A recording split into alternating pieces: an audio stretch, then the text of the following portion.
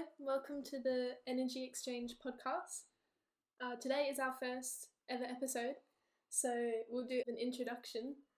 My name is Jess and I'm one of your hosts, and I've just graduated from my first year of energy engineering at Curtin University. And this is my dad, Martin Wilkes, the other host. Hi, I'm Martin. I am 57 and I've been working in the energy industry for about 34 years, something like that. So he's an expert? Yeah. Well, some say. I reckon so. Well, the reason for starting this podcast was because I like to keep up to date with all the new energy news, and I tried looking for a podcast and turns out that there isn't one that suited what I was looking for. And then I realised that Martin is an expert in this area, so maybe we could record like a 20-minute chat and make it into a podcast. Okay. Yeah. Let's see.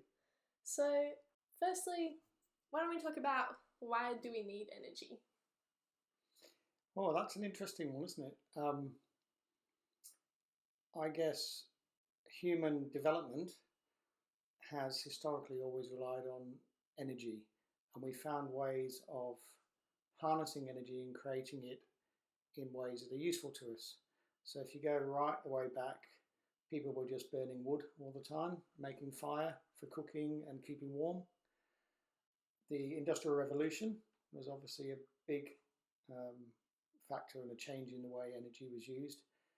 And things like steam engines allowed mass production of clothing and things like that. So that came about there.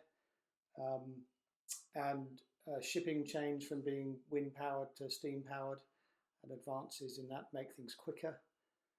Trains, transportation. So energy has always been a big use in transportation. And then oil came along, and oil is really interesting because when it was first found, everyone thought that the only real use for it was to replace whale oil in lanterns. So the petroleum industry actually saved the whale.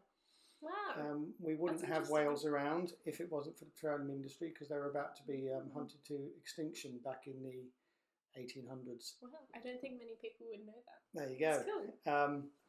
And then, of course, from then we've gone on to oil, gas, liquefied natural gas, renewable energies, wind. Hydropower has been around for a long time. So as society has developed, we've just found more and more innovative ways of creating energy, but also of using it. We use a lot more energy now than we ever have done before, and that's just continually growing.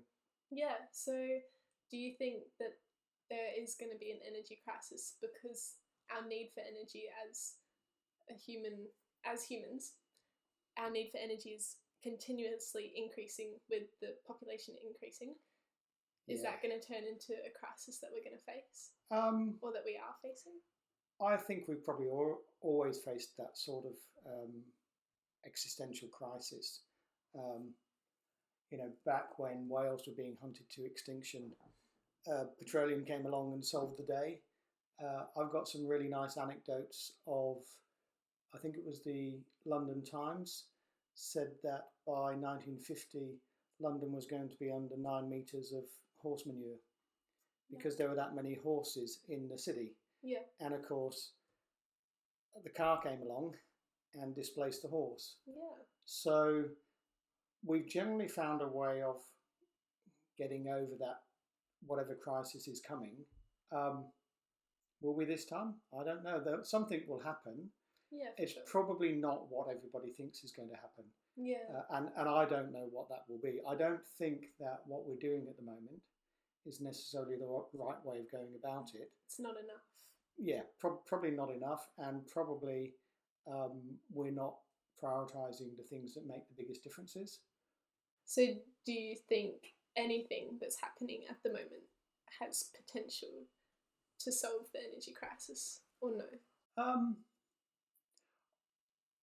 Yes, but nothing on its own, I guess. I think, so if you look back at when I was growing up, we probably used as much energy per household as we do now. But we only had one car, we had one telly, one fridge, maybe a freezer if you were really well off, you know, a washing machine, no phones, Yeah. no tablets, no personal devices. So how are we using the same amount of energy that you used back then as we are now? Because we've got more efficient. So televisions now use a fraction of the energy that they did back in the 1970s. That's how old I am. Cars are much more efficient, probably 3 or 4 times more efficient than they were. So cars back in the 1960s would use maybe 25 litres per 100 kilometres of petrol. And as you know, our modern car, our hybrid, uses less than 5 litres per 100 kilometres. So that's a factor of 5 improvement. Yeah.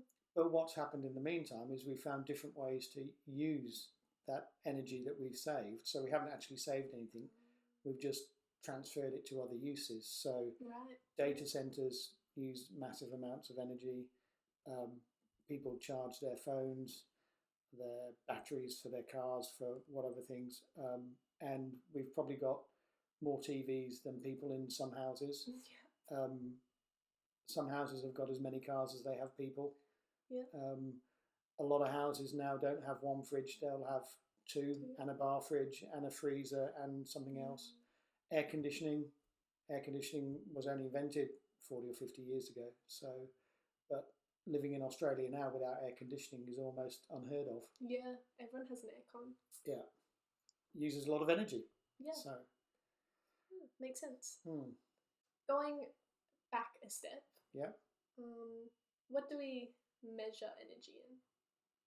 Like the units. And why? Yeah. Why? Okay. Lots of different measurements, but they all basically come down to the same thing, which is how much energy does it take to lift a certain amount, a certain weight through a meter or through a foot or something. So we talk about joules, which is the SI scientific measurement. Yeah. I grew up, or in my career, I've worked a lot in the oil and gas industry, and we tend to use a mixture of field units or imperial units, which is the old British and American system, as well as metric units like the SI system. Yes. And there's lots of conversion factors for all that. So we'll probably end up talking in things like megawatt hours, gigajoules, million BTUs. BTUs? British thermal units. Never heard of that one. No, well, there you go, you see. Interesting. And they're all related, and it's just and it's a bit like languages. You need to translate between one and another to make sure that everybody's talking about the same unit or the same measurement. Is it difficult to convert between all the units? Some are tricky. Obviously, a cubic meter is 35.3 something cubic feet, which is not that easy. No. But as it turns out, for gases, which I deal a lot in, a standard cubic foot of gas is probably equivalent as to a joule. Mm-hmm. So there are some easy ones. Yeah. So I work a lot with, as you know, in the gas industry, and the upstream players, which is people who go and explore and produce gas, tend to work in millions of standard cubic feet a day. That's the measurement that they use. Yeah. They sell the gas on an energy basis, and that's often, and particularly in Australia, it's on a terajoules a day basis. Right. Now, as it turns out, 1 million standard cubic feet a day contains about 1 terajoule a day of energy. Well, that's quite convenient. It's an easy one, yeah, but how that happened, I've got no idea. Yeah, wow. Someone had to have planned that. Yeah, well, yeah, maybe, yeah. So is it easy to talk between the upstream explorators and the people that sell it? Yes and no. The energy tends to get sold through the system on a gross energy basis, but actually when it gets used, it's used on a net energy basis.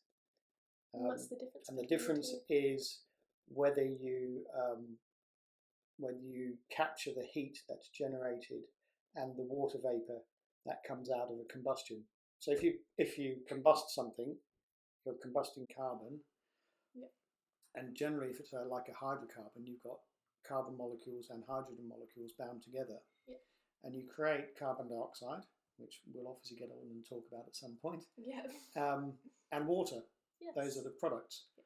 So, but the burning, things get really hot, of course, and that's where the energy comes out. Yes. The water comes out of that burning point as a vapor. And if you don't capture that water vapor and cool it and condense it and use that other heat in some way, then it's basically lost to the atmosphere.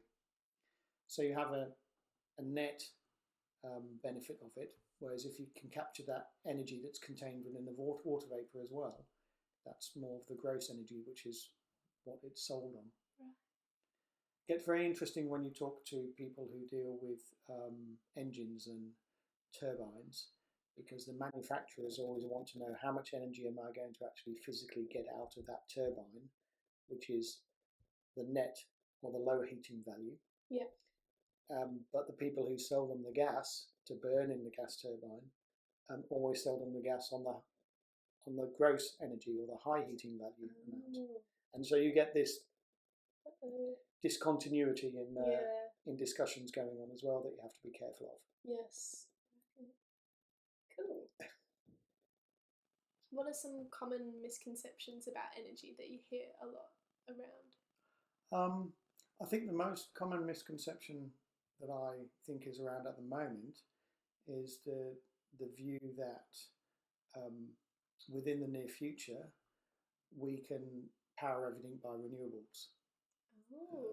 A lot of people seem to think that renewables will be able to power all of our energy. So how come that's a misconception? Well, a couple of reasons. One, the sun and the wind don't shine and blow all the time. Yeah, that's true. And two, we haven't found a method yet that stores enough energy in an efficient way to be able to say, I can use or store all that energy that I've been creating when the sun is out and the wind does blow, and I've got enough of it stored up to last me for all the times when that's not available. Yeah. So it is starting to happen, I think, but I think it's probably something that's going to take decades, if not longer than decades, and it's going to be very expensive. Okay. So beyond our time? Maybe not beyond yours, but probably beyond mine. Oh, okay. Maybe I'll be around to see it. So thanks for listening today. We've just done an introduction to what we will be talking about. Today was very brief, but I guess in the upcoming episodes you guys can look forward to hearing about green hydrogen, lots of renewable energies like solar and wind, potentially geothermal, carbon management, oil and gas and fossil fuels, and maybe some climate change. Yeah, so stick around for that. And yeah, thanks for listening. See how we go. Thanks for listening.